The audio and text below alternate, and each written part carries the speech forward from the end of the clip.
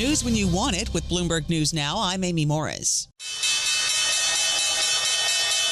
There's your closing bell for this Monday on Wall Street, where stocks fell amid a sell-off in cryptocurrencies. A rout in Japanese debt also rippled through global bonds, and U.S. factory activity shrank in November. The jobs report won't arrive until after the December rate decision next week, and we bring you the closing numbers. We do it each day here at Bloomberg. The S&P 500 down 36 points, NASDAQ down 89 points, and the Dow down 426 points. The 10-year Treasury yield at 4.09%, the 2-year yield at 3.53%. And cryptocurrencies keep sliding. Bitcoin now down 6%, hovering around $85,000. The crypto market is on shaky ground after a weeks-long sell-off that started when some $19 billion in bets were wiped out in early October. Traders are also bracing for bigger moves lower, concerned that nobody's really jumping in to buy the crypto dip and that there's not a lot of money flowing into the crypto market.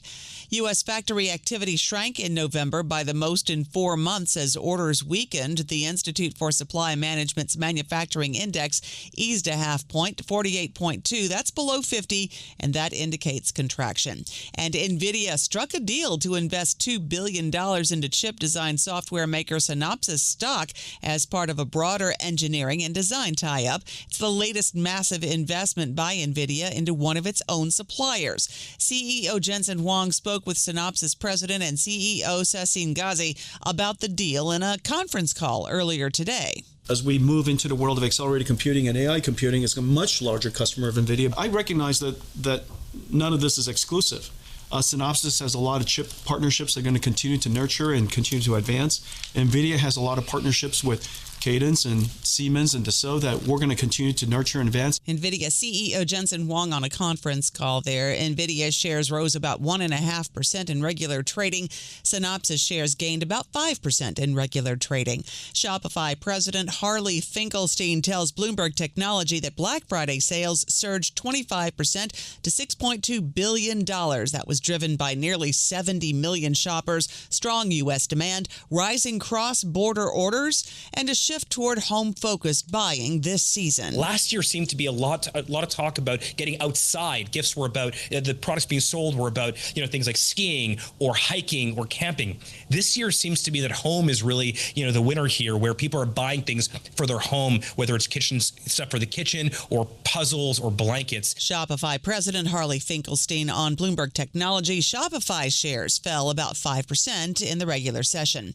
Now, lawmakers from both parties have launched congressional reviews of U.S. military strikes against vessels suspected of smuggling drugs. They're citing reports that Defense Secretary Pete Hegseth issued a verbal order to kill defenseless survivors of a U.S. missile attack on a boat in the Caribbean. White House Press Secretary Caroline Leavitt defended the strike. The president has made it quite clear that if narco terrorists, again, are trafficking illegal drugs towards the United States, he has the authority to kill them. And that's what this administration is doing. Ohio Republican Representative Mike Turner says leaders of the Armed Services Committees in both the House and the Senate have opened investigations. And as lawmakers return to Washington this week, health policy is also top of mind. Republican Senator Bill Cassidy of Louisiana tells Bloomberg News he's pushing to extend the Enhanced Affordable Care Act premium tax credits ahead of a key vote this week. He wants to send the full credit directly to patients through health savings accounts, giving them more flexibility to choose a lower-cost plan. We take that enhanced premium tax credit, and instead of giving it to insurance companies where they take 20% for profit and overhead, we give 100% to the patient in the form of a deposit within a health savings account.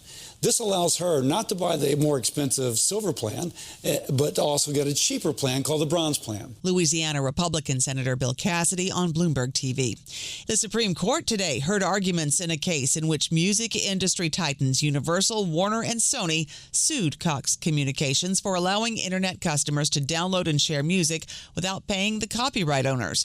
Justice Amy Coney Barrett asked Sony lawyer Paul Clement if suing Cox is a shortcut when individual customers are the real targets. You know, because you monitor the accounts, but it wouldn't be as deep a pocket if you had to go after the individual users themselves. We would be without scalable functional recourse. So if my clients are limited to direct infringement actions, they are in very, very dire straits. The justices questioned a billion-dollar music industry copyright lawsuit against Cox. That's news when you want it with Bloomberg News Now. I'm Amy Morris. This is Bloomberg.